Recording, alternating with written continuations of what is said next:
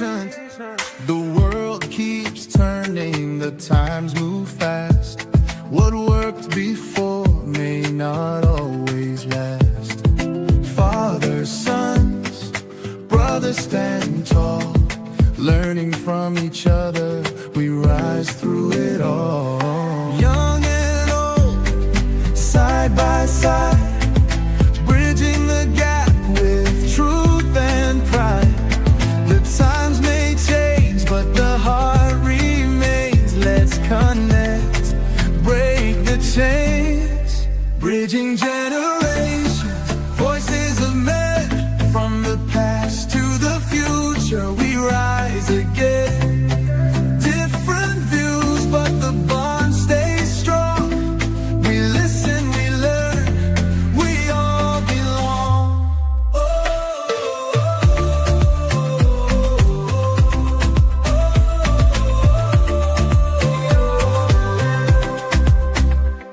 We're living in a world that's shifting fast. New challenges come, but our strength will last. Wisdom meets vision, we light the way. Standing together, we won't fade away. Young and old, side by side, bridging the gap with truth and pride. The times may change, but the heart remains. Let's connect, bridging generations, voices of men. From the past to the future, we rise again. Different views, but the bond stays strong. We listen, we learn, we all belong. We're living in a world that's shifting fast. New challenges come, but our strength will last. Wisdom meets vision, we light the way. Standing together, we won't fade away. And challenging world, a brand new stage. We must rise to meet the age. With open minds and hearts that lead. Together we grow, together we succeed. Bridging generations, voices of men in a changing world.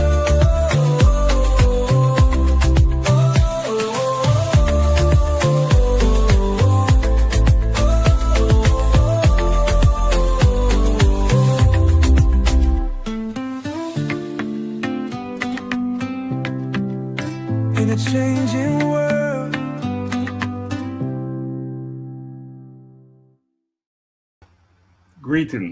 Greetings, friends of the A Collision with Purpose movement. Welcome to Bridging Generations, Voices of Men in a Changing World. I am Dr. Laxley Stephenson. This groundbreaking podcast delves into the multifaceted experiences of men across different generations. In an era where societal norms and expectations rapidly evolve, this show offers young and older men a unique platform to voice their challenges, triumphs, and perspectives. Each episode aims to foster understanding and bridge the gap between generations, exploring themes ranging from masculinity and mental health to career dynamics and personal relationships. By bringing together voices from varied age groups, the show sheds light on the commonalities and differences in the male experience, encouraging open dialogue and mutual learning. I am Dr. Garfield McCook, one of your hosts. And like my hosts were saying, so this show definitely bridges the gaps between and through conversations. So whether it's a teenager grappling with the pressures of social media or a senior reflecting on the changing definitions of manhood, Bridging Generations is committed to uncovering the real stories of men navigating the complexities of a changing world. I'm another one of your co-hosts, Dr. Juan Marcel. Doc, turning it over to you. What is going on? What's new? It's a new week, new month. Gentlemen, what is new? Not only is it a new week, it's a new month. It's May. Yeah. And the question, how did we get here so fast? Time. Time flies when you're having fun. Oh, Absolutely. we are having Absolutely. fun indeed. And not just having fun, we're doing meaningful work. Yes. And when you're doing meaningful work and a lot of meaningful work, time seems to go by real fast. And I think that's what's happening. That's what's happening. Dr. McCook, Yes, sir. you have big things about to go down. Yes. We have an event coming up May 17th. 17th, yes. Talk to us about that. Yeah, so on May 17th, we'll have our second annual Afro-Caribbean High School Jammings. And this is an event which is it's a fundraiser for our event on July 26th, which is the JIIFSC Finals. So here it is, Afro-Caribbean High School Jammings is where folks like you, Doc, myself, and Dr. Juan, and everyone else who is watching, we're going to come to that event to wear the uniform we wore in our high school, wherever we were in the world. And as I say, if it doesn't fit, do not quit. Just go out and buy the material. You know, I were there last year. Some people could still fit. I remember one guy, he wore a tie, but for some reason the tie now is now shorter. You know, but it's a good event. It's a 501. GIFs is a 501c3. So some of the proceeds are going to be going to an educational cause. And again, it's going to be May 17th at front page. You can look at the website, jiifsc.com. It's going to be grand. Last year, we had a great time. We had about 20-something schools being represented from around the world, Jamaica mainly. But this year, again, we're looking forward to see what Dr. Juan will wear. He went to school here. Dr. Juan, you will have to get your high school uniform together and get all your buddies who went to high school. Let's come out and listen to some great music. And on that night also, normally we will announce our top 10 or 12 for the GIFs finals or semifinals. We'll normally do it on the 15th of May. This year, we're going to make a slight change since we're going to have this grand event on the 17th, and we're going to do the announcement there. So a lot is in store for you all listening out there. See you, jiifsc.com. And of course, this time it's not just for Jamaican schools. Yes. You want to talk about that? Yes. So it's not just for Jamaican school. Last year it was more a Jamaican thing. This year is the Afro, because we have gotten a lot of feedback. People got jealous of how us as Jamaicans doing these things and they can't. So we switched it around. So we have Afro, which is for African countries, and then Afro-Caribbean. So not just Jamaica, Trinidad, Guyana, Barbados, all of the different flavored countries out there in the Caribbean are going to be there representing. So it should be a difference this year. And we're going to have the prize for the most authentic uniform. So we're going to find a way out to do that. But Dr. Lax came last year well attired. You know, I didn't recognize him. I said, "Who is that schoolboy?" And he says, "Me, teacher." So, you know, looking forward to another great. Last year I wore, my tie was a little bit small, but it worked. So Juan, we're looking forward to having you present. I'm excited. What high school did you go to, Dr. Juan? Lithonia High School. Lithonia High School. Did they wear uniforms? No, we didn't, but we were the black and gold. Those were our colors. We were Bulldogs, and Golden Elegance was our drill team. So yeah, black and gold. All right. So we'll make sure when we see you there, they'll come around to you and they'll be interviewing individuals. So make sure you have your speech ready to tell who you are. I absolutely will. All right. Be ready. Now we have a big show tonight, you know, about a very serious topic. But before we go there, Juan, Dr. Juan, bring us up to speed on where you are with your work. Well, I'm actually I'm developing a curriculum, and it's about interpersonal skills for teenagers. Every other Saturday, I work with a foundation. I actually sit on a board, and I'm a director for servant leadership development and service learning. And so I'm creating a curriculum on service learning, teaching teenagers how significant it is to make an impact on your community. and how to lead through service. So I'm working on that currently, and like I stated before, I'm working on my first book. So I'm putting in some work, doing some writing. Trying to just join these great men before me, my co-hosts. So Awesome. I'm looking forward to your book. Yes, Looking forward to your book. Can't wait to get it. A lot of energy in that book, I see. yeah, I mean, excited. in terms of a time frame, what's the expectations? I was pushing for this summer. I haven't let that go. I'm pushing myself, trying to get it done by the end of this summer. So by the end of July, that is the goal. The end of the summer. So maybe one of these days you'll give us a sneak preview. As a Absolutely. taste of Absolutely. it. All right. Absolutely. So, again, welcome to Bridging Generation, Voices of Men in a Changing World. And are we living in a changing world? Today we're going to have a conversation, a discussion, an interactive one about healing the wounds. Fathers breaking generational curses through presence, purpose, and love. So this episode of Bridging Generation is going to explore how modern fathers are, especially those from minority backgrounds, are consciously breaking generational cycles of emotional absence, silence, and discontent. Again, this is about rewriting our legacy, showing up with love, vulnerability, and presence. We are living in a time where many children are growing up in the shadows of unspoken wounds, inherited silence, and broken family patterns.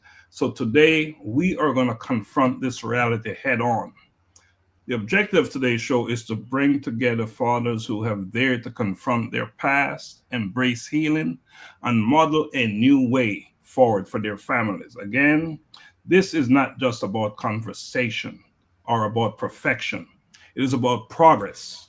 It is about what happens when a man decides to be the turning point in his family, to no longer carry the weight of pain in the next generation, and to redefine strength, not as how much he can hold in, but how much he's willing to let go of and grow. Again, so welcome everyone who's watching. We ask you to share this broadcast, and we ask you to get involved. Be a part of the conversation. All right, so let us take a quick break and then we'll jump in. All right. I'm a boy kid, I'm a boy kid. I'm a boy kid, I'm a boy kid. I wake up in the morning and I praise the Lord. I thank Him for His protection, and I walk in His steps, declaring that today's provision is set up for me. I love God and I love my friends. I'm a bold kid. I'm a bold kid. I'm a bold kid. I put on my armor and I read His word, blessing come out of my mouth, cause I know to whom I belong. I am bold for Christ, Holy Spirit dwelling within me, carrying His presence wherever He sends me. I'm a bold kid, I'm a bold kid. I'm a bold kid, I'm a bold kid. Loving others as He told me to pray for healing, miracles to see, knowing my identity in Christ, He is in me. I am a bold kid, He loves me, standing firm on His word, proclaiming everything I heard, not afraid because He is with me. Be bold.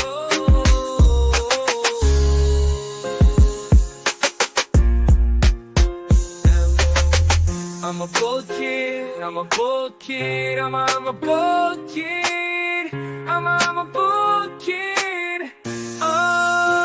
Put on my armor and I read His word, blessing come out of my mouth, because I know to whom I belong. I am bold for Christ, Holy Spirit dwelling within me, carrying His presence wherever He sends me. I'm a bold kid, I'm a bold kid, I'm a bold kid, I'm a bold kid.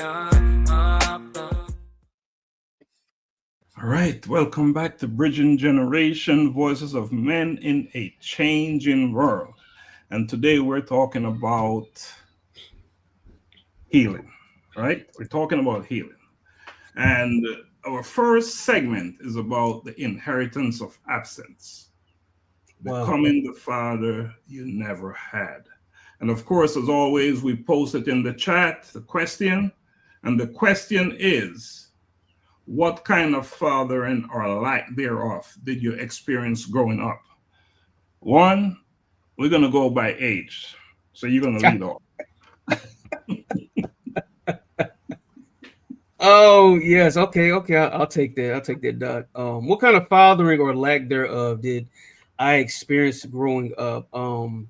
Real quickly, my dad was 19 when I was born, so I had a not to call my dad a child or a kid, but he was a young man who was unfathered in a sense himself. So I had a young father, young in heart, young in mind, young in experience, and so he didn't have many tools or resources to work with when I was coming up. So there was a lack of fathering or fatherhood, if you will, when I was coming up, because he was young. You know, when we moved from home, which home was Oklahoma, my parents were early 20s, just fresh out of college. You know, so he was trying to figure it out. You know, so he did the best he could. So there wasn't. I think at that age, being so young, you're trying to figure out how to parent, how to father, but also trying to provide and still trying to figure yourself out, how to be a man, all of these different things. I think there was a search for identity. So if he's trying to find him, he was trying to find himself. He didn't know how to be a father, so it wasn't there. So my dad was growing up when I was growing up. So that was my experience. You were both growing up. Yeah. Powerful, powerful. Dr. McCook, you want to jump in?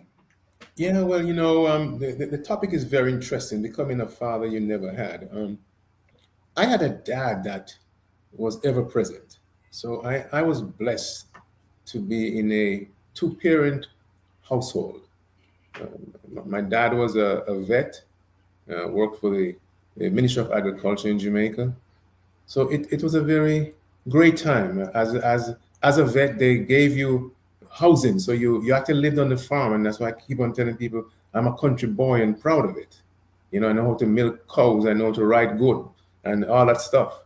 So it was a great experience. It was a great experience, and seeing him there, and just he was a businessman, and that's why I think I'm a businessman today. I sort of followed in his footsteps. Or we all my siblings are, they own their own businesses. So my dad was there. Sadly, he left us when I was 13 years old. So the topic about absence, my absence is not that I had an absent father, but from 13 onwards, which I think are the prime years that you need to have that dad in your life. That part I never had, and I always missed. Thinking of what that would be or would have been. But he was there. He was there. Great father. And it's interesting, Dr. McCook, because for some of us, it was father just not been there. But in your case, it was a situation that was quite tragic. Yeah. Quite tragic, which brings on a whole different situation in your life. So, again, for me, much like Juan, my father, he was not present physically or emotionally. Yeah. A good man, nevertheless, but in his own personal life, he lost both his parents as a child, and he grew up with his grandparents. So where did he learn to become a father? He didn't. He didn't have that experience. So I had to learn to deal with it. The good thing is I had good, strong men around me. Yeah. Look, with family members. And I had a mother who was amazingly strong. So I was able to learn and grow. And to be honest, I didn't feel like I missed anything. What I did was I learned from that situation, because when you have that type of love around you, siblings and other people around you, you sort of make up for some of what you're missing. No, I'm not saying that you can ever make up for not having that male presence. The person that you call your dad or whatever you choose to call it in your life. But so it took me years for me to realize that what I miss most was not just the connection, You know, well, it really was the connection and not other things, not physical Yeah, things, but having yeah, that connection is what I miss mostly. So, yeah, and I would venture to say that there are many individuals out there, respective of your ethnicity, your race, your whatever, who experience what some of us experience, and some of us we're able to turn it around. Others are still stuck in that place, and Yep. that is why we're having this conversation today, especially for those who are stuck in that place. Because it's about creating awareness. So, thanks for sharing your thoughts on that. Now, the question is: we have lived our lives the way we have, but when did we realize that we needed to be different than our fathers?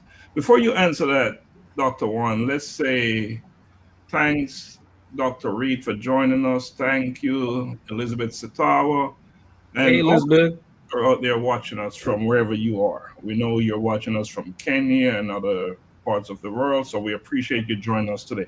All right, Juan. So when did you realize you want to do this whole thing different than your dad did? I was I'll say a very angry teenager. Didn't respect authority. You can talk me any kind of way. You couldn't try to tell me what to do, especially male figures or men in authority. And I struggled with that. Oftentimes I would go off or, say something slick or you lose my temper. And that carried on. Of course, that's what I saw growing up from the men in my family, especially my dad. And so I carried this for so many years and I didn't want to be that way. Not realizing that I was becoming that man, behaving that way. And I think when my early 20s, I realized when I found out that I could actually choose the man I wanted to become. I was, just short tempered, slick mouth, especially in relationships. It was just really bad. I didn't listen, very condescending. Just my attitude was piss poor. And I realized the effect that my presence. I always knew that I was a thermostat. Whatever room I step into, it shifts the atmosphere. But what was happening, it was shifting it in a negative way, and that broke me because I never wanted to leave that. Never wanted to leave that impression with anybody. I hate to see Juan coming. He had a bad attitude. Or don't set him off, or don't make him mad. And I didn't want that to be my story and to be said about me. So I made up my mind. I was like, I don't know what I need to do or how to get there, but I want to be a different man, become a different man, a different person. I want people to feel warm and welcomed and feel empowered and feel better when they leave my presence or when they're around me. So Hmm. I made that decision. I was like, I don't want to continue this way. I needed to change. I needed to shift. I was carrying some things that I didn't even know or understand, but I knew it was getting the best of me. And that change was about you, Yeah. to take care of you, take care of Yeah. you. Dr. McCook, your experience is a little bit different from your perspective. Mhm. Talk to us from your perspective. Yeah, well, losing your dad at 13, you sort of grow up much quicker. Um, there were options that I could have taken, but you guys mentioned strong mothers. So my mom became my father. So she did the mother and the father thing. So, based on that short time that we had him, I was able to see his work ethic. I was able to see his love for family. I was able to learn what it meant to be a man in that short space of time. Because I remember, especially during the summer holidays, he was a businessman. He had a chicken farm, he had a bar, he had a grocery store, he had all that stuff. So me and my brother would go there and actually work during the summer. So from an early age, that was in invest he invested so much in us in that short space of time. Sometimes I look back and I said, this man looked like he knew he was going. So let me get these boys and these young ladies ready for the real world. So the knowledge from that time, I grew up much quicker than I think most of my other friends grew up, because here it is, there's a household with just a mom.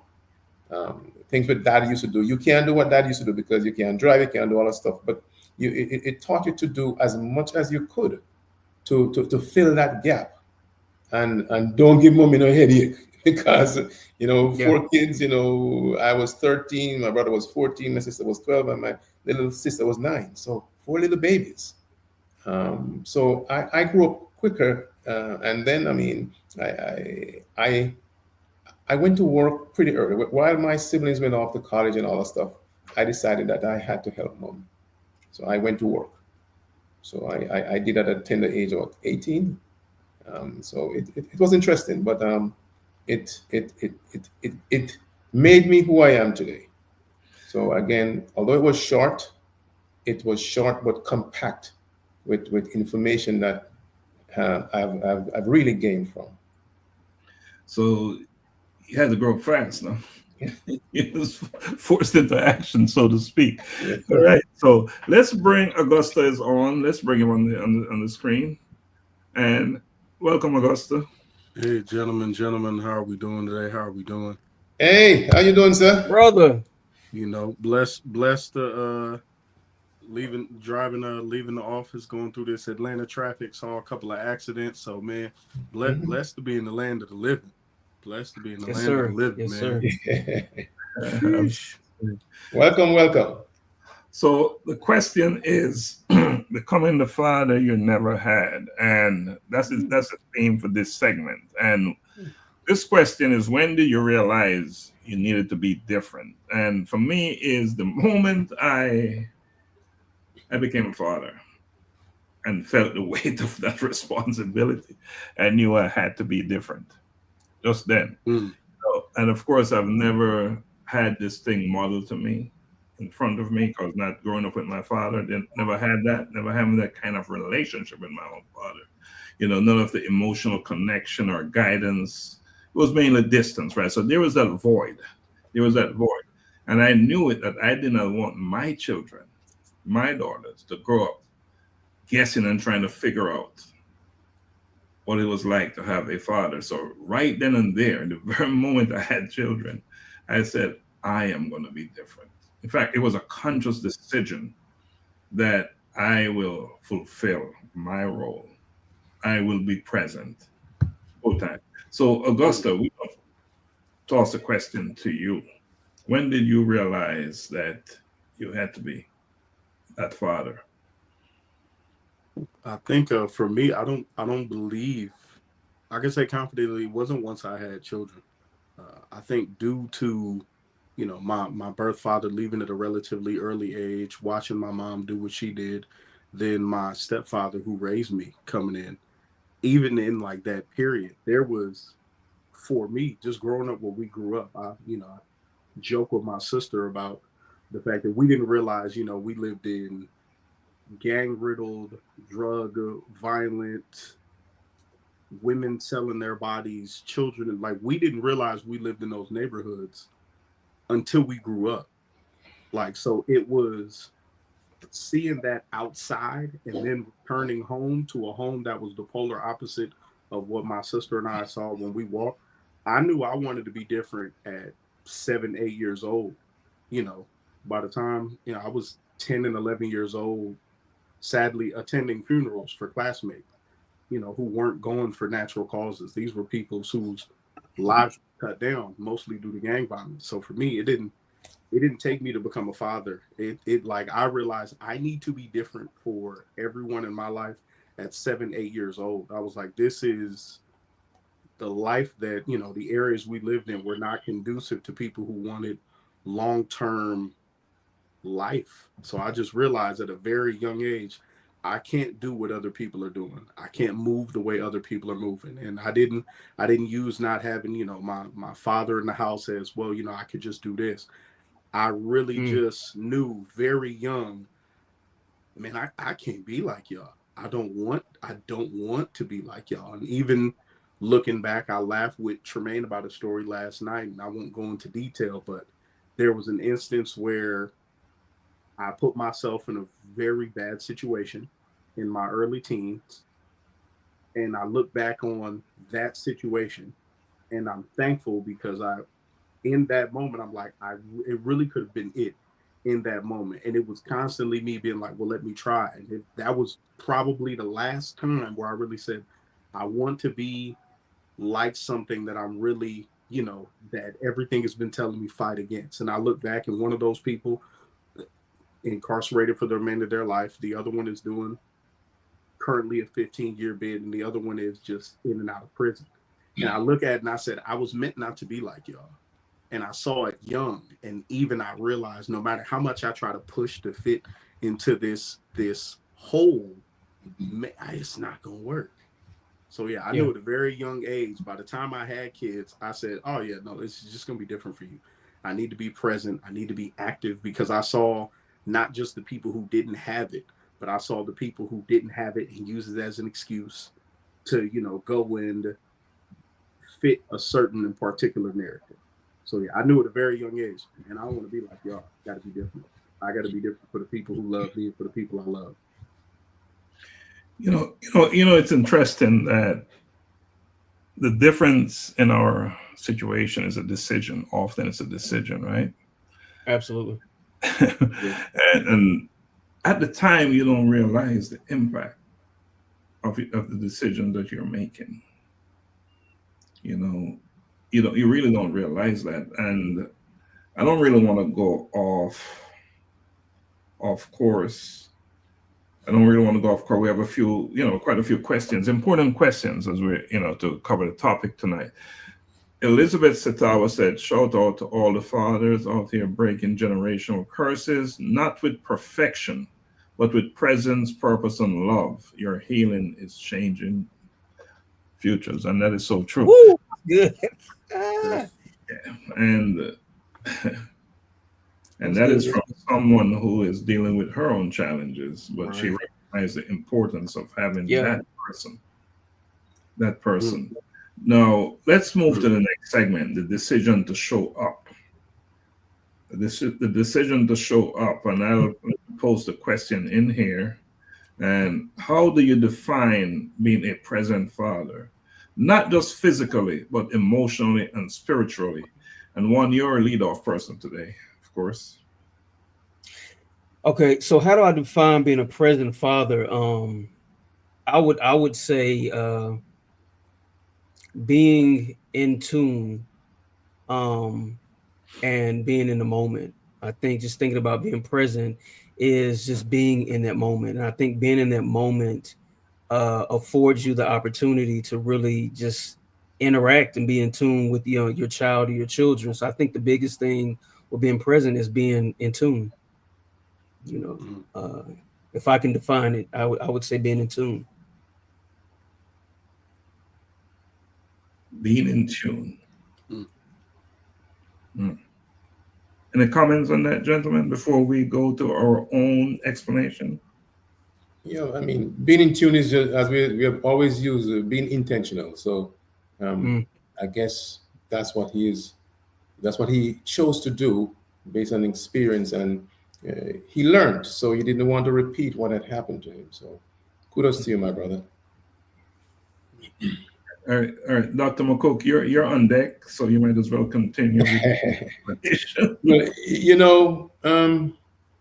I don't know. I always thought of a family, and I always wanted to be a dad, and I always said I wanted two kids. And I said, this may sound funny, but if it's gonna be two of the same sex, please, let it be boys. and I got my wish. But because again, I didn't have a father, I wanted to make sure that these two young men had a father. And for those just listening, I didn't have a father because he passed when I was 13. So that's what I meant. And when you talk about the physical and emotional and spiritual, I mean, we grew up we're God-fearing people, and I remember when my little boys were young, and they had their little either the ear whatever happening with their ears or their nose or stuffy and all that stuff. It's a story I tell, and I'm not afraid to tell it. I saw my darling wife take that little thing and trying to get stuff out, because, they're stuffy and all that stuff. And to me, it wasn't working. It wasn't working. These boys were basically stifling. And I also hear my grandmother talk about what they do. And trust me, I closed one nose and I did. And I went down and I took that thing out and spit it out. I mean, that's how close I was. And that's me as a dad. I felt so proud of myself. While my wife was saying, "Oh, I can't do that." But I did it. So that was me, my emotional part. And, the spiritual part, just reading the Bible to them. Used to read stories to them, and the younger one, you kind of read a story, and because they want you to go on and on, you always say the end, and they say, "You finish?" Yeah, but anytime they hear the end, it's me, and they're not smart enough to know that is shortcutting them. But it created a bond, which I'm proud of. Mm-hmm. A bond that you're proud of. Yes, I'm seeing it as consistency, right? Being attentive and being available to them, to your children. Not only celebrating their achievements, but also when you need to offer advice, corrections, when you're dealing with their challenges, their sadness, and even when they're having doubts about certain things in life, just been there for them all the time. And that, of course, that would include when physical, spiritual, and emotionally, but just to be there and just to hear them and understand that they too can also be the provider of guidance for you. Mm-hmm. That not because you're the parent, don't mean you know it all. And just be open to listen and be attentive to their needs, and celebrate them as well. Yeah. Celebrate them. I think that showing up, being present is what that is about. Augusta? Yeah. Yeah, I think of my perspective on this is always, as someone who, for those of first-time watchers, I'm a little late. Augusta Foster. I have a basketball team, 5 children. So, and I always speak from a perspective of I always count as a blessing. I'm able to speak from the perspective as a divorced dad, as a stepfather, as a father from distance, and as a father who, a second child by a woman who I'm about to marry. So I've run the gamut, if you will.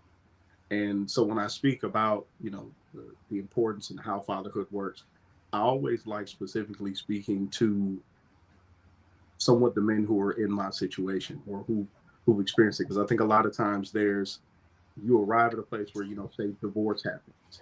And how do you then father? How do you parent?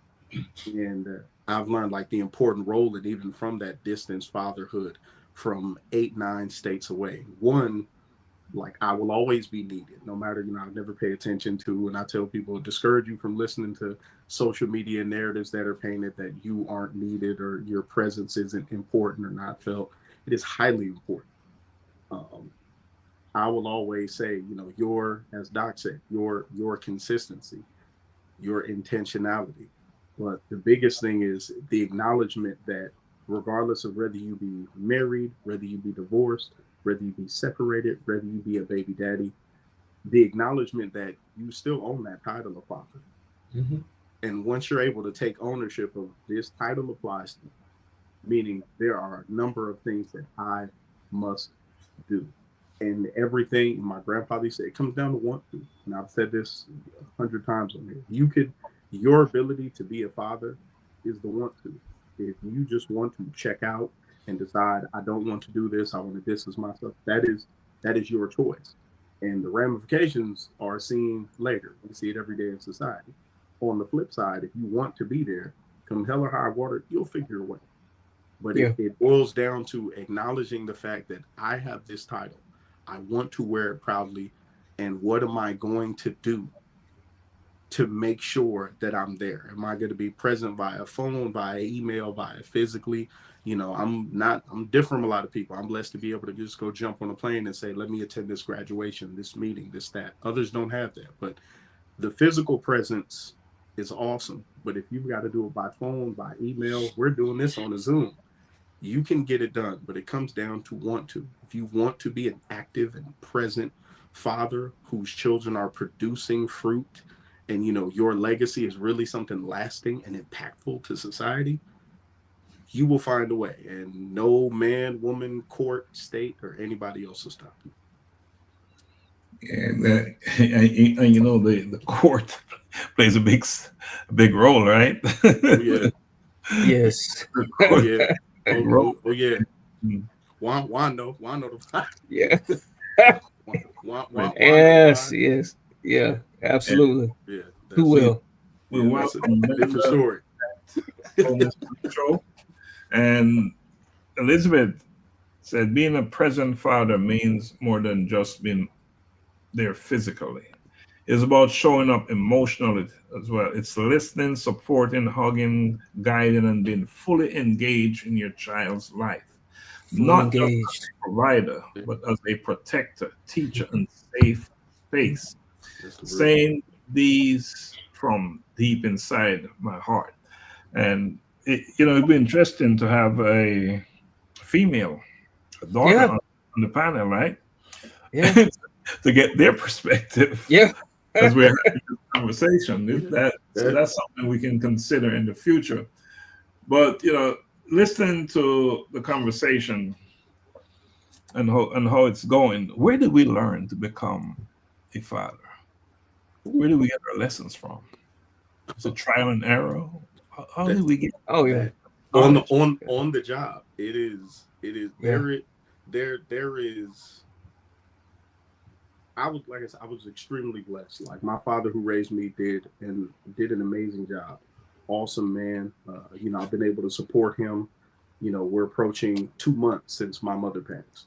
And, when that was my first time seeing him emotional, crying, in a state where he was really, the first time where, even at his age, he's Mr. Fictive. He could do it all. The first time where I'd ever seen him through my eyes of this was something he couldn't fix.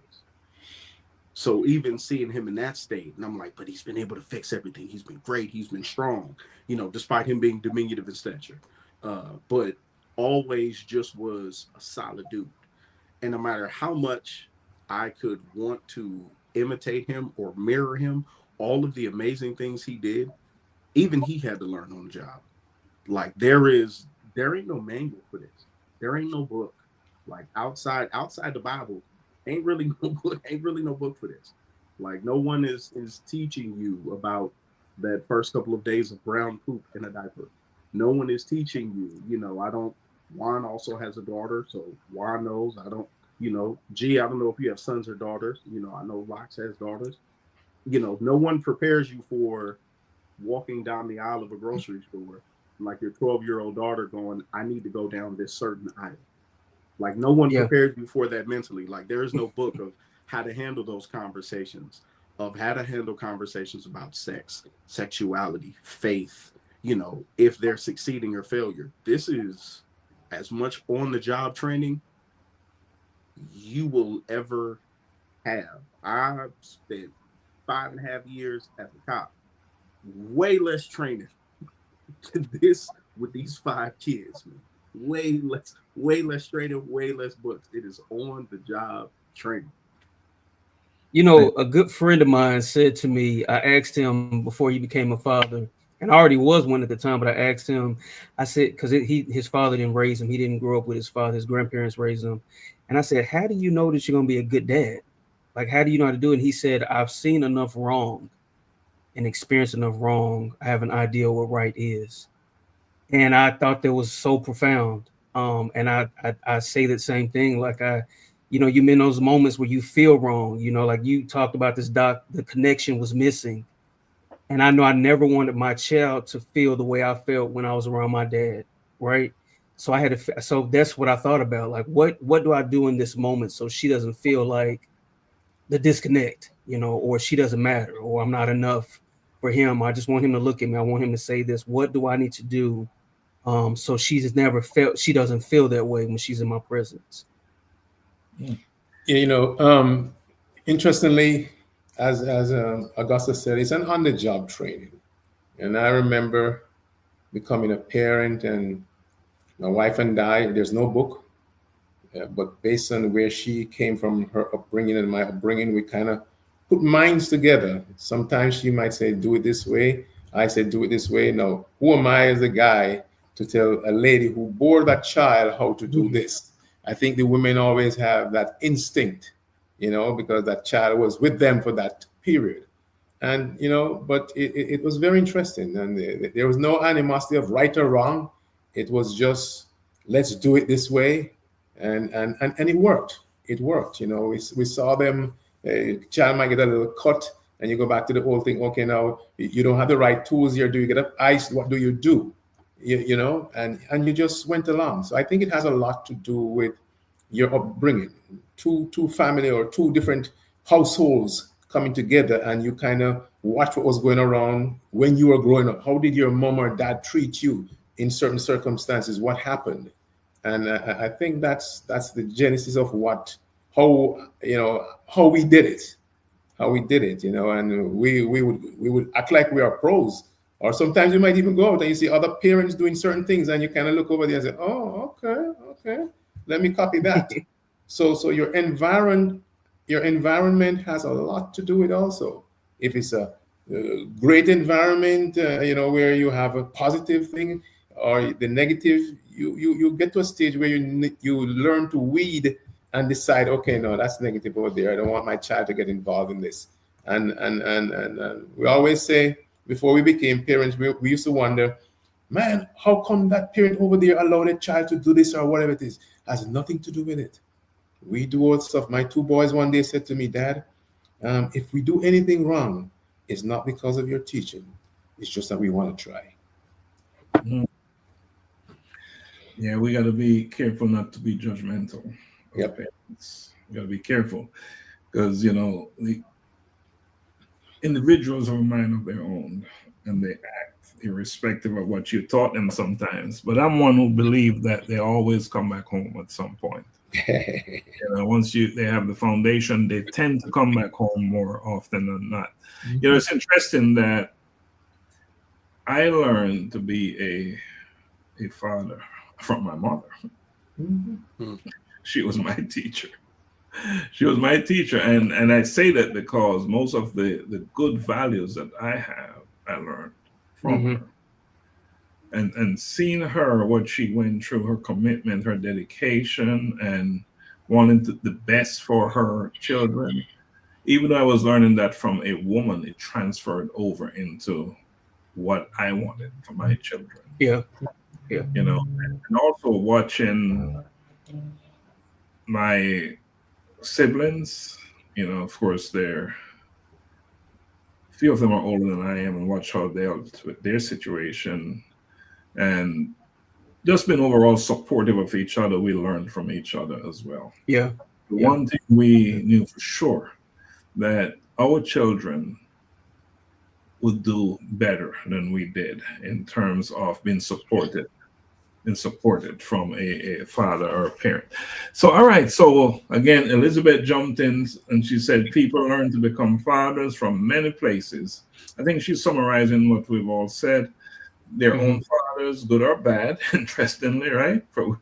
We learn what not to take with us and what to take with us, their communities, their faith, and life itself. But the most powerful lesson often come from choosing to grow, heal, and be the kind of father you wish you had. And that's what we're talking about, becoming the father we really wanted in our life, right? That's what we're talking about. So what have you chosen to do differently than your father? Juan, what have you chosen to do differently?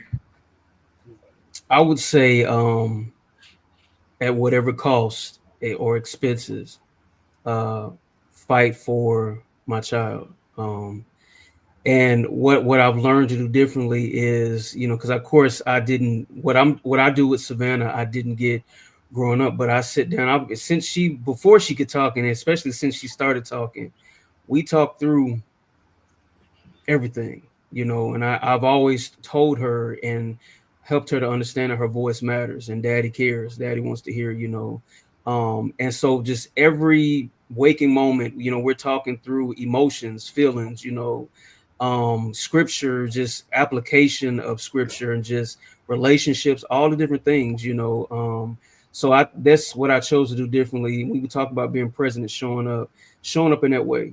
That I'm a parent through it. Whatever I got to do, I'm a parent through regardless. I'm a parent through it. So that's what I chose to do differently.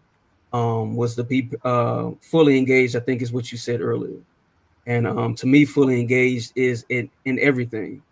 Whether I agree with it or not, if I'm upset, whatever it is, I talk to her about everything. And I explain it. We talk, and I apologize. It's one thing, didn't get growing up, I'll say daddy made a mistake, daddy apologized. Daddy was wrong, or daddy shouldn't assume. I say stuff like that, so she knows daddy's human, and daddy's gonna make mistakes. So I just show up and I'm fully engaged, no matter what the costs are. I'm there. And Juan, your dad was not absent in the sense of not being there totally. Mm-hmm. Is that correct? It's just the relationships and so forth. Correct. That's correct. So imagine not having a dad present. Everything you're doing is different, right? Yeah. Which is, I would say, in my case, that was the case because he certainly was not present. So again, I just knew that it was always going to be a win. It was always going to be a win because everything was improvement. If your dad was not present, right? If you're moving in the right direction, if you're trending in the right direction to be a father, so you just knew that you had to be present, you had to be there for them, you had to be their protector. Yes. One of the most difficult and challenging thing. What was very challenging for me, even for them to go away to school and campus, that was not easy. And I don't think they ever did that. And that was intentional. But the question then is, can you become too protective? Can you become overprotective? Dr. McCook, I put that one on you. I've thought about that so many times, and it's just that you never know. We want each generation to be better than we are. So are we spoiling them by giving them a car early while we had to go work and buy a car? You just want to do better than the times I grew up in Jamaica, and we're talking about father and what you have done differently.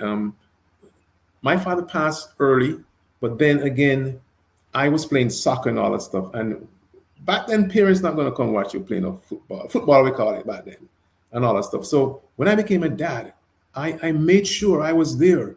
I went to all the games, the practice and everything. I would drop them off at the football practice, and I use the opportunity to walk around and do my exercise. So, you're trying to bond with them while, give them something that you didn't experience and I didn't experience as a child because my dad was there.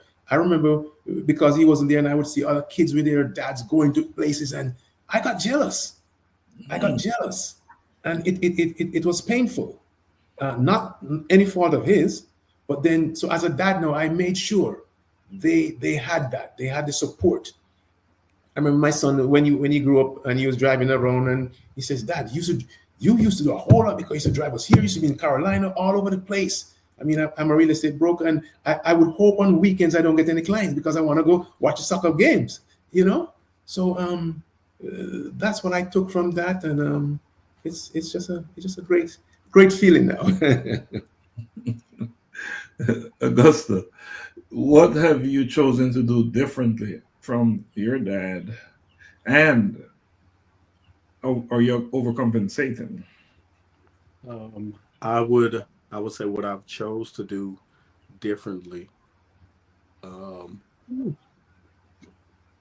I will say this from a standpoint of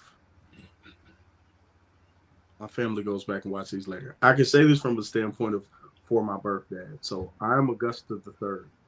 The first Augusta had a litter of children by a multitude of women. The second Augusta had a just three kids by two wives. So me, my sister, and my younger brother. The consistency with the two of them was just philandering and lack of like emotional intelligence to understand the situation, and really a lack of presence of wanting to be there. I have a better relationship now with my birth dad, but I realized even something that he told me at 24 or 25 years old, where he said, I really wasn't equipped to be a father. And at no point, like mentally, did I like really want to be one. And I was thankful to hear that from him, even though by then I was a whole grown adult. But I was like, it gave me a lot of peace and closure, because I said, okay, I was never the kid who was like, oh, you left because of me. I was always like, hey, this ain't no me, bro. I'm awesome. Clearly, it's a you thing.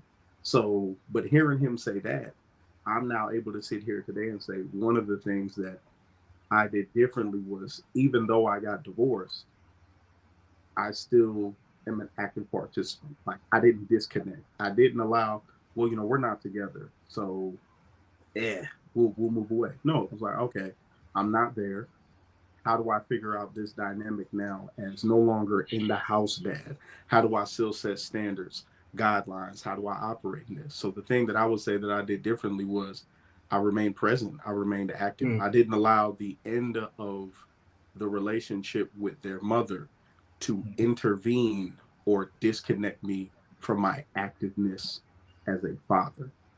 From a standpoint of overcompensating, I think we all overcompensate as parents. I talk with Tremaine all the time where she says, the world is so crazy. And I think just at my age, me being, I believe, the youngest person on this panel, I still tell a story of remembering riding with my great uncle and aunt in the front seat of a car with no seatbelt as he drunk beers.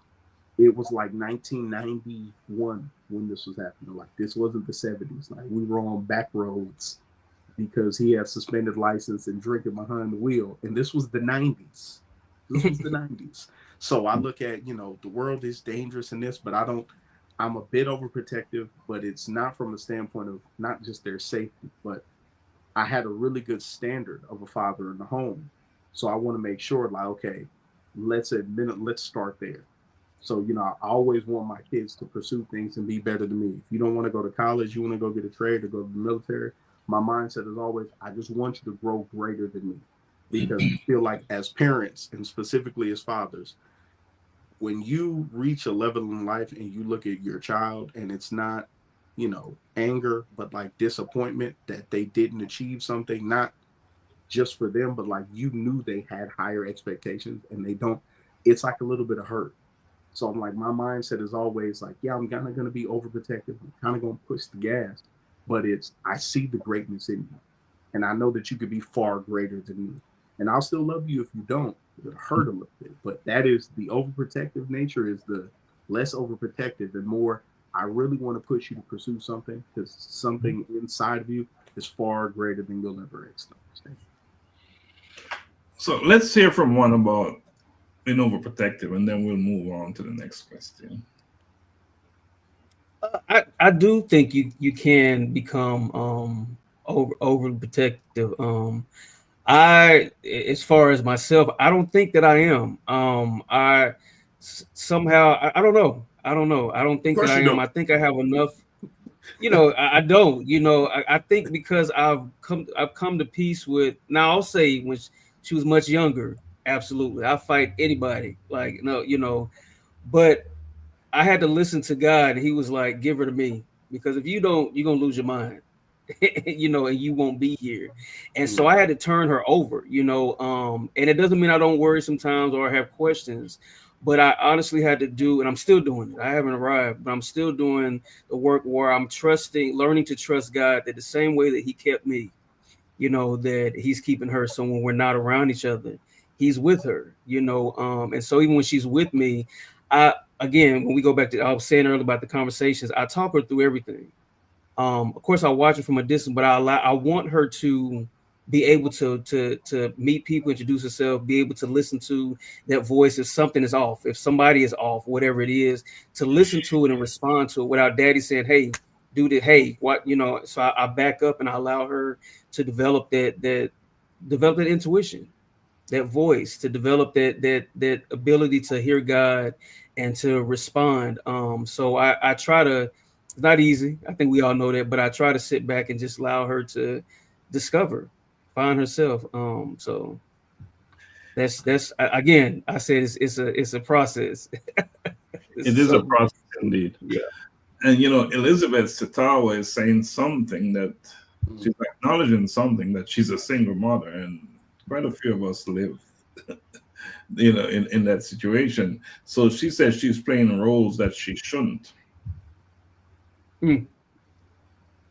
Yeah, so that's quite interesting. She's playing roles that she shouldn't. Interestingly, and I can't speak, I need to be careful when I say this, but a number of the young women in Kenya are single parent. Number of them, which is so interesting to me. And we're talking about, and in America as well, right? And in Jamaica. And everywhere it seems, right? We have a lot of single women out there who are having children, right? Having children. And these are very intelligent, educated women, but yet they keep doing it. And then the men sometimes just disappear, which is quite interesting. And again, that's another conversation. Next time we do something like this, we'll bring some women on the panel to get their perspective. That'll be good.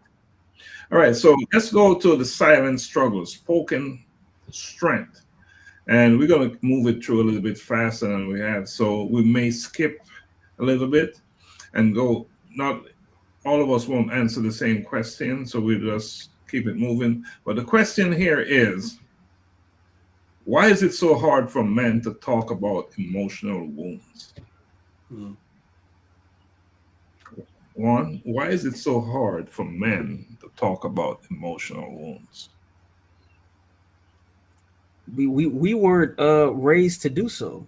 We weren't given the tools, and Augusta touched on this. He said emotional intelligence. For many of us, that's underdeveloped. And so many of us don't know, or if we do know, we don't feel comfortable with using that type of language or holding those type of conversations about what we're feeling or what we're going through, or even self-doubt or any of that. Emotional wounds, what hurt us. I think for societal reasons or societal constructs, we've learned to push through it. You're a man, suck it up. And I honestly, personally, often fight with the thought that even when things happen, well, you're a man, you figure it out. And sometimes when you don't know what the next is, you get stuck. I get stuck, and I'm frustrated, because then I start with that whole that thought that, well, I'm a man, I should be able to figure this out. Or I'm a man, I shouldn't be experiencing this. I'm a man, I shouldn't feel this way. And I really have to sit in that seat and really face those things head on. And what I've learned is that even when I do talk to close friends, confident, I don't talk to everybody. When I do, I can see even for them sometimes it's uncomfortable what I'm sharing, because it's like, wait, you're weak, you're struggling, you don't know, and you don't feel strong. And I can see that even with the people that are the closest to me, seeing me in that way is like, I'm not used to this, because you usually know, or you usually see, or you tell us or give us, and so being able in that place, sometimes when you don't feel comfortable to even share that, you keep silent, you work through it. And we grow up, or we are growing in a society that teaches us that we cannot, it's not manly to admit your pain. Mm-hmm. Yeah. Accept your pain. Can't speak up, we have to bury the hurt, right? Yeah. We got to bury the hurt. We believe that, and you said silence, that strength is being silent, and that showing emotion is a liability. Yeah. And we see that being modeled all around us, right? A liability. Wow. Father in your life or not. You don't see men being that way. So, but what's the problem when you do that? What is the problem? You're carrying all this pain around with you, and it's starting to affect your relationships, right? And so forth. So, what is the answer, Dr. McCook? Should we speak up? Should we acknowledge our pain? Should we own it publicly, or should we carry it? You know, I think we should own it, but we gotta be very careful how we own it. And when I say that, I mean, I always think that something is happening right now. You have to be able to convert that pain and teach them that we all feel pain, but how we treat it and how we convert it into something that eventually is going to be positive. I always think of it that when we go through pain a lot of times or challenges, I think it's a test from God, and we just have to pass the test.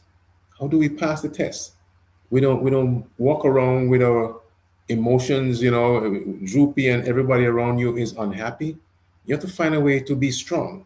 Not that you're going to be macho, but you have to find a way to be strong. So those looking on, especially your sons, realize that yes, painful situations or circumstances are going to arise, but how you treat it and how you convert it into that positive thing to show that yes, we can overcome. Letting them know that giving up is not an option. We're just going to find a way to solve the issue at hand in a manner that is not boisterous. You have to learn how to inhale when the thing is coming at you or somebody coming at you. You need to calm it down. So when it hits you, the pressure is coming to you at 90 miles an hour, and your system has to be able to absorb it and bring it down to 40, where you can deal with it, and then from there you evolve and show them that look, it can be done. You don't have to. They say, I heard something yesterday. Somebody, I was at church, and they say the thing about the eye for an eye, and the person be careful of eye for an eye, because you might lose an eye. So if you talk about an eye for an eye and a tooth for a tooth, yes, if you go eye for an eye, you might lose an eye or two. So be careful.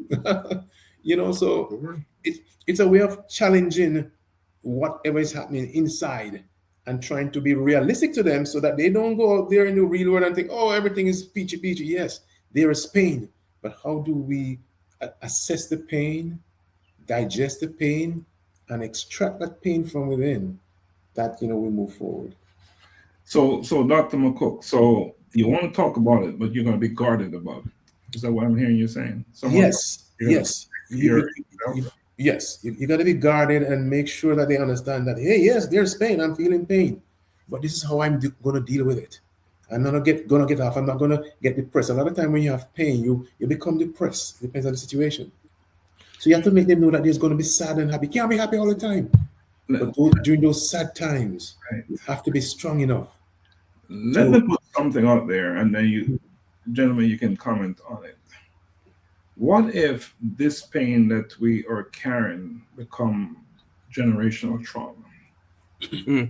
What if the silence becomes that bondage? And do you believe that healing truly begins the moment you give yourself permission to speak freely and be seen? Just put it out there. Is there such a thing, Augusta? I would definitely say that those, it's a generational curse for a reason. You have to decide, does it carry on or does it end? It, like I said, with I was a third generation stepfather. My oldest daughter, who I've raised since she was 4 or 5 months old. But I realized with me, I said, hey, listen, this abandoning children, this not being active, this not being present, this ends with me. And I remember, after, took about a year after getting divorced and going to therapy and taking time, but I remember like screaming out loud, like yelling at God, like this ends with me. Like my son won't have kids, my daughters won't have kids, and it ends bad with people. I said, no, this is it. Like we're not abandoning, we're not leaving. And that's, you have to stop it. But again, it comes down to choice. Like once you take that ownership, I had a conversation with a friend of mine who's in the space of, he coaches parents. And he asked, what is it that, changed with this? And I said, the second you could take ownership that there is a problem and it needs to be fixed, and I don't want it to affect my kids. And I think very often, in our community, and that's throughout the diaspora, you said in Kenya, single mothers, and in Jamaica, and you see it, throughout other cultures, but I can only speak for mine. And you see these things happen, absent father and mother, this and that. And it's like you will watch people who lived a very poor existence of no father, no mother in the home, or whatever the trauma was, and have an opportunity to see it, target it, and fix it. But instead, they just fall into, and it's like, that is how you see it, you have to end it. If you don't end it, it just continues to repeat. So if you're finding yourself in that rut of, my dad, my aunt, my uncle, and this is a continuing thing, you have to decide, okay, where does this end? And do you want to be man or woman enough to say it ends with me? Mm. And can it end until you release it? Until you release it, whatever that is. Yeah. So release is important. One, you're writing your memoir, right? You're writing a book. Yeah. And it's a very powerful book. Clearly, you're willing to make everything public. Yes. You're willing to put it out there. Yeah. It's scary. It's scary. Scary? Yeah. How do you get the courage to put it out? A lot of us can't put it all out there. We're very careful how we talk. Mm-hmm. Even this platform. Well, you said this, and the word you used was bondage. And I've heard that. And for me, holding on to this was keeping me, had honestly became a stronghold. And so what I realized most of my life, even as a child, adolescent, even young adult, even in my family, I grew up in a blended family, and a lot of things weren't talked about, the truth of the matter or the reality. And so I learned how to be present, but be silent, and not be seen. And I took that on into so many other areas of my life. And I to the point where I almost forgot my story, or what my reality was, because I was putting on for everybody else. And I didn't think that my story mattered because I didn't want to ruffle any feathers. I didn't want to upset anybody or cause any divide, or especially my parents or my father. And I realized that was the stronghold, and I'll say this, Augusta touched on this. I honestly think that curses, as we call them, or transferences generationally happen because one generation doesn't teach the next, or one generation doesn't put a halt to something before the next has the opportunity to either pick it up and carry it. And so I think a lot of the stuff that we refuse to talk about and be honest about ends up, we think is secret or silent, but some way, fashion or form, the next generation picks it up. And we think that if they didn't hear us say it, then they won't practice it, but they do what they see, not just what they hear. And that was big to me. So I was like, you know what? I realized how liberating telling my story is. And just by chance, it may set somebody free, because that's what it's doing for me, and I no longer want to stay in bondage, trying to spare others' feelings, because it's my story. And you said it earlier, you don't have to agree. I've learned that I'm the oldest of 8. We all could have grown up in the same house, same parents, different experiences. So I realized that. Let me close this piece by saying that silence is not strength, it is bondage. So we will leave that one on that to support what you're saying, Juan. And Elizabeth really nailed it. She said, many men were raised to believe that showing emotion is weakness. They were taught to stay strong, stay silent, and man up. So opening up feels risky, unfamiliar, even shameful. But healing begins when they create safe spaces for honest conversations, right? I have seen this a lot from a lot of men fighting cancer silently and can't come out to ask for us to talk. That's the danger of not speaking your truth. And your truth is not just about the good things that are happening in your life. Your truth is about you. And who you are, is about all the elements, all the components, good and bad, that is happening in your life. So I personally believe that the sooner we can look in the mirror and tell ourselves that this is going on and then share it. It's no longer your problem. Yeah. You've given Yeah. it away. You've given it away. So, but I know it's not easy to do. She also said men don't have to share everything public, and I completely agree, but own it up. Yes. Whether in private or public, is powerful. Accountability, vulnerability, and honesty inspire others and break the silence that keeps many trapped. Healing isn't about shame, it's about courage. Speak to someone, it's therapeutic, but speak to the right person, is what I'm hearing. Yes. That's important. That's important. All right, so this two questions right here this question is gonna be for Dr. McCook and Augusta, just so we can keep it moving. How do you model emotional experience for your children? Augusta, you want to go first, then Dr. McCook? Oh man, emotional. I'm emotionally intelligent. I recognize this is the time to, and it's taken 5 kids to really learn all of this, because you treat each of them differently, because doesn't apply what fits for. It's not a one size fit all, but making sure that I show up from a standpoint of emotionally understanding what's needed to be in that moment, what needs to be said, not being said. Moments where it's like, I can speak to my kid this way, I can be vulnerable, I can't be, but really the best way for me to be that emotional intelligence, understanding where they are. Can certain conversations, can they be had with them right now? Will they go over their head? Recognizing and meeting them where they are from an emotional standpoint.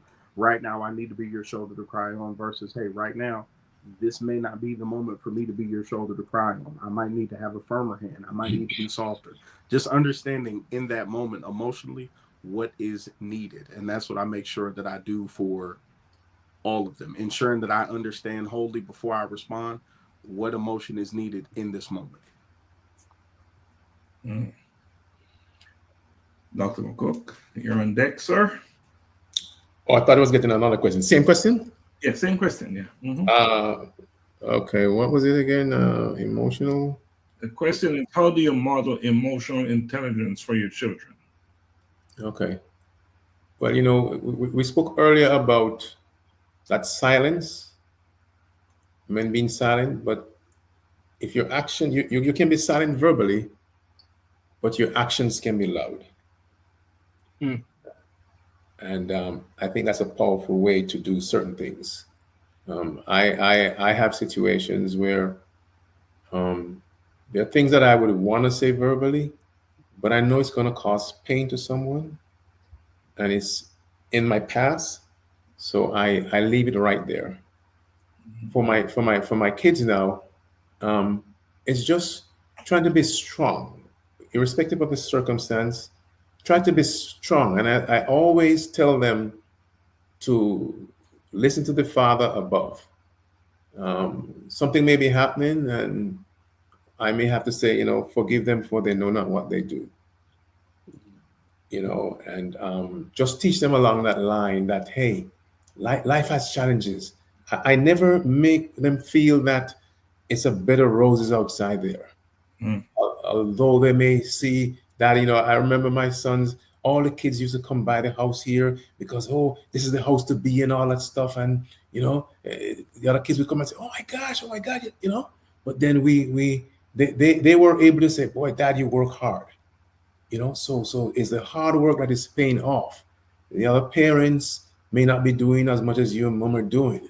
So you have to set that example and make them know that they can cry.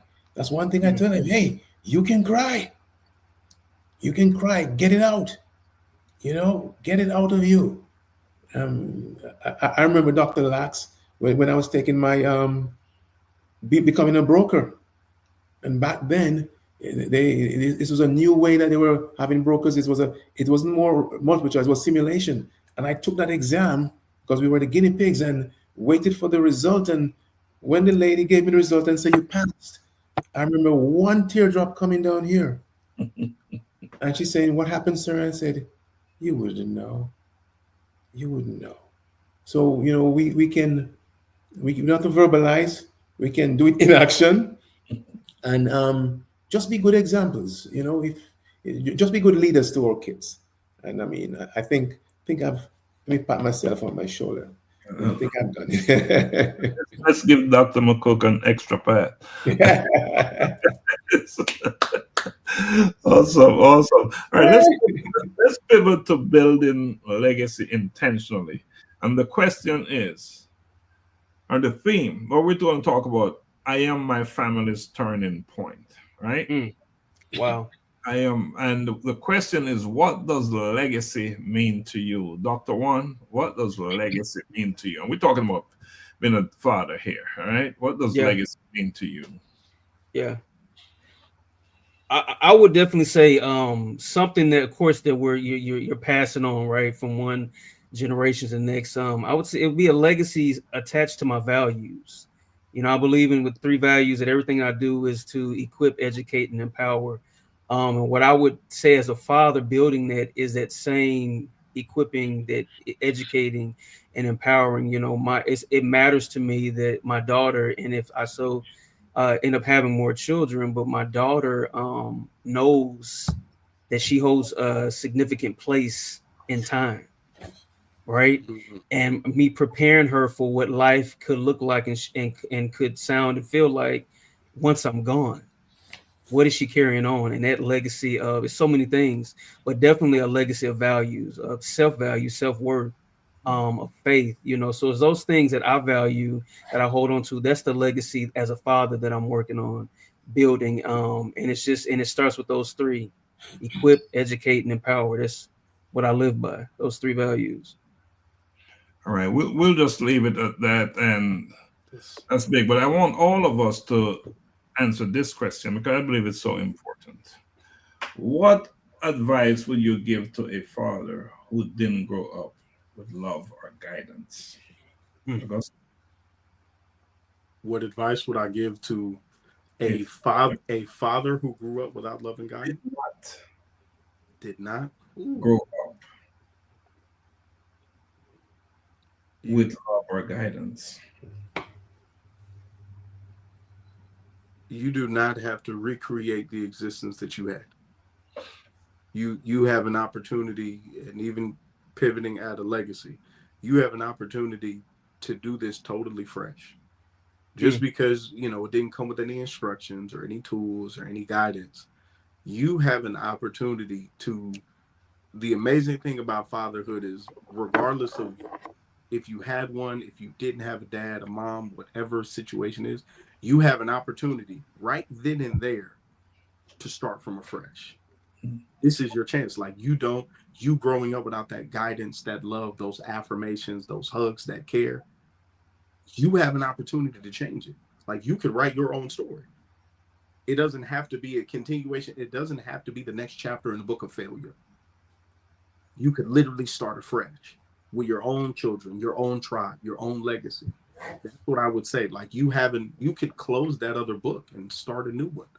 The Bible begins in Genesis, the beginning, the foundational, the framework. You have an opportunity to be the genesis of your own legacy.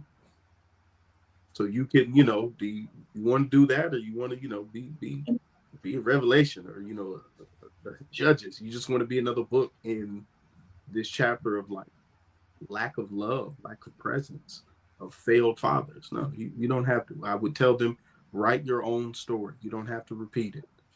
You could begin afresh. You could start anew, and you could mold this the way that you want it to be. Dr. McCook, you look like you're rearing to go at this one. Man, it's pounding at me. It's like, wow. I would tell them, as these things that you say, look in the camera and speak to the person out there. I'd look them in the camera, look them in the face, And you ever see these people on TV when they have the debates going on, and the guy looks in the camera. So I look in the camera and I say, break that bondage. Be the change agent. Don't be that status quo. It's difficult for you. Yes, you've been held down, your father and everybody, and you're feeling pain today. But let's translate that pain. Let's translate that pain into something good, so that your kids from now on will be different. And you will be that change agent that made the difference in the lives of those who are going to come after you. You know, don't look in the rear view mirror. I give a story that when I was leaving New York and I was driving down here, I wanted to get rid of New York so much that I took off my rear view mirrors. So I didn't look back. It was forward ever and a backward never. You're still not looking back. Not looking back. No review. No rear view mirror. So be that change agent. Kick out that bridge. That bridge. Dr. Juan. What came to mind real quickly is four things. I'll write them down so I don't forget. This 40. I'll be 42 in a couple of weeks, y'all. So try to keep a sharp mind. But I wrote this. I said the advice to a father who didn't, experience that love, or that guidance, that presence. I would say, number one, you get to choose. You get to choose the father you want to be, the man that you want to be. Secondly, you are enough. Despite, in spite of, you are enough. Thirdly, you are the standard. You set the standard. And then lastly, you're not too late. And those are for fathers who are looking back and realize that mistakes were made, that it's not too late. You haven't missed it. You have time. Well said, Dr. Juan. my number one advice is you don't need an example to be a good father. Thanks. Yeah. Don't wait for one. Don't make excuses that no one taught you. And just be consistent and be a good listener to become a good father. Yeah. Listen to your children.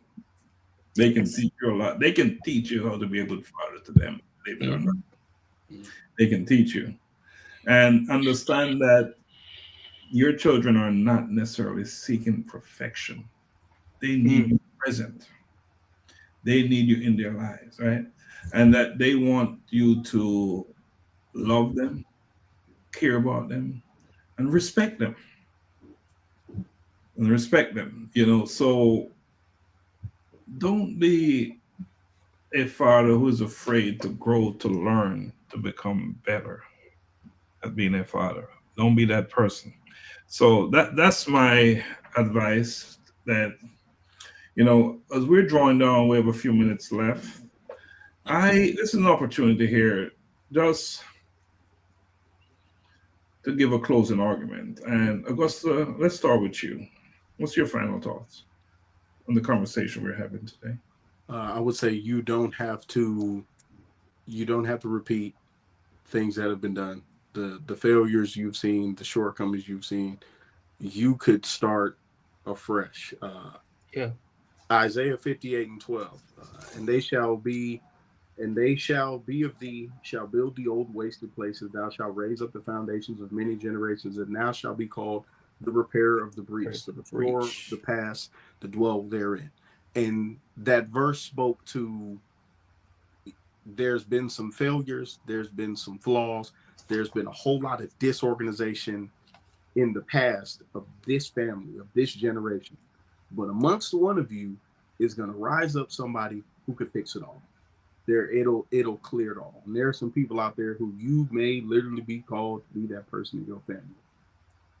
And at times you may be the only one praying, fasting, the only one trying to call people, check in, but you have an opportunity to end all of the other stuff. But you've got to decide, do you want to do it? Do you want it to change? Or do you just want that generational curse to be the thing your family is known for? It's up to you. You have a choice. You could write a new chapter.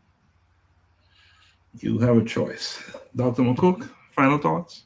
Yeah, just to say that forget about the status quo. Just think of you as an individual who can make a difference. Peer pressure, especially younger folks, very, very, very can be very detrimental. peer pressure. If it's peer pressure in a good way, because you can have good and bad, you just have to be able to decipher and just think about the results, the impact it's going to have on you first, because you got to think about yourself. And as a result, if it has a good impact on you, then you can share it with the world. But if it's having a bad impact on you, you need to stop right there in your tracks and just find a better way. As Dr. Juan said, it's never too late. It's not too late. So just focus, have an open mind, be a good listener, and just make a difference in this world. Be a good listener, make a difference in this world. And it's never too late. Well said. Well said.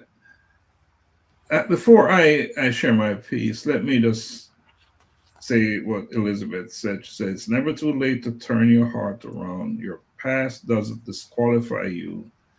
Grace is still. Start now, seek God, show your children what humility, growth, and redemption look like. A changed life speaks louder than a perfect one. It is never too late. You can write your own story. And again, it's interesting because she's summarizing what both of you said so far. So again, if you're watching us, you're watching Bridging Generation, Voices of Men in a Changing World. And we need not say what a changing world we're living in. I just know that us here on this platform, we're doing the work we're called to do. And I really appreciate you, gentlemen, for what you're doing, for coming on and committing your time to have what is not an easy conversation. It's not, because you're speaking your truth. You're showing yourself. You're just being on here. You're making yourself somewhat vulnerable. Yeah. But I see that vulnerability as nothing but strength. And that you're able to come on and do this is just so commendable, and it speaks to who you are as a leader, that you're willing to give of yourself for others to learn.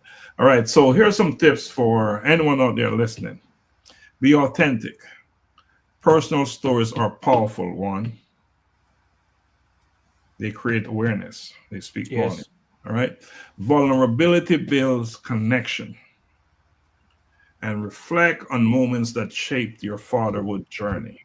Very important. And that's what we're doing today, right? Yeah. Reflecting on moments. And I don't know how often you sit by yourself and you process these things that we're talking about, but we're sure doing it here publicly, right? And we're doing it in a global way. And speak from your heart, your truth will resonate. And I know that's exactly what happened in this conversation today. So my closing thoughts is this was indeed a powerful conversation. Yes. And it reminds us that healing is not a destination. It is a decision, right? Every father represented here today on this panel has shown us that we are not bound by the limitations of our past. We are not defined by what we lacked, but by what we choose to become.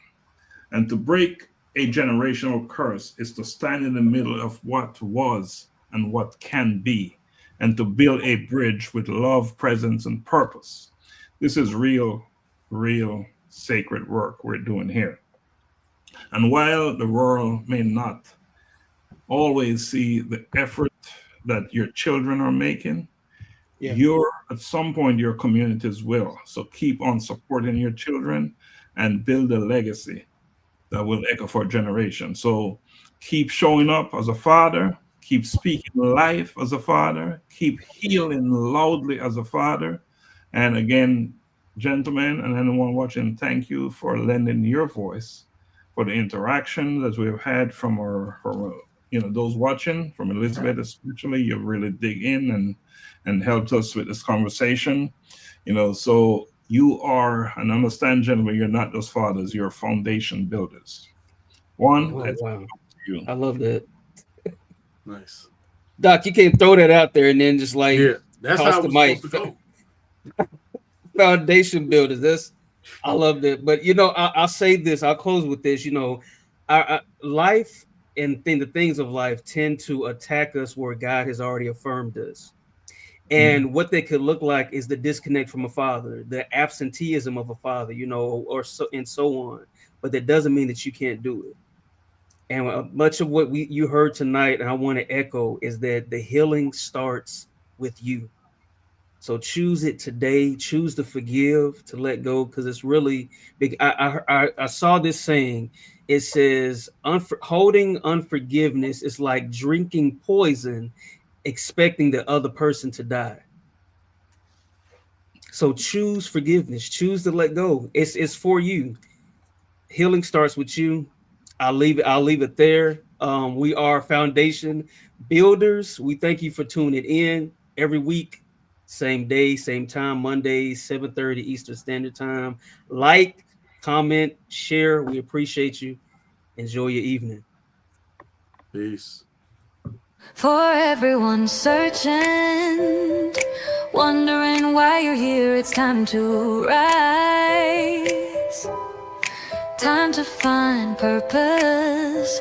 This is Daily Insights Unveiled, your odyssey to find purpose.